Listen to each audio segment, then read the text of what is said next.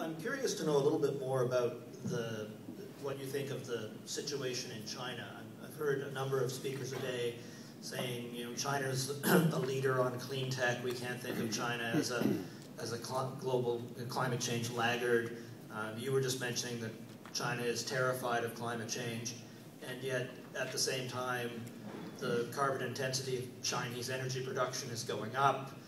If you look at what China committed to on that little second sheet everybody had to sign up to after Kyoto, it's about the weakest thing they could possibly commit to without it being absolutely nothing. So I'm just curious on how China's apparently great fear of climate change doesn't seem to be manifesting itself in any sort of action. Well, it's a good question.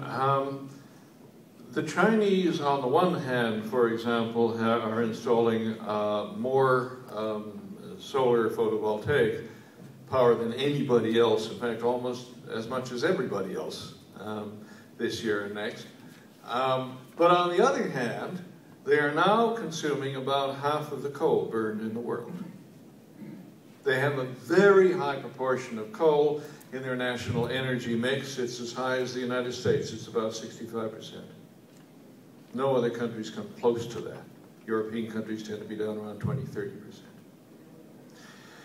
And there's no way they can walk away from that quickly. You can't afford to import that amount, that proportion of your energy. You've got to find it from local sources one way or another.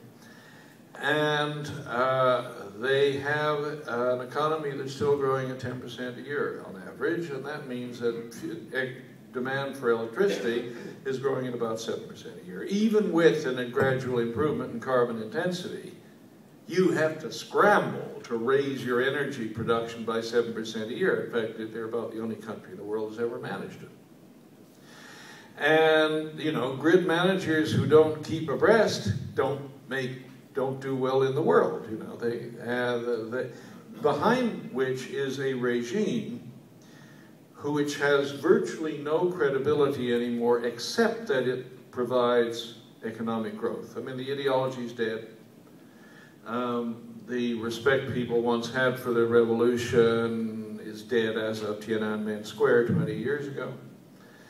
So everybody in the regime, and they're mostly careerists at that point, there's not too many ideologues left, but everybody in the regime is perfectly aware that if we don't keep producing very high levels of economic growth, we're toast. This regime, the Communist Party, we're all toast.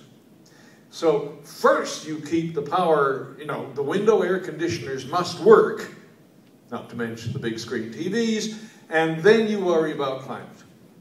And that is the huge conundrum. It's why the Chinese, as somebody said at Copenhagen, the Chinese hate numbers. They don't want hard commitments because they're not sure they can make them.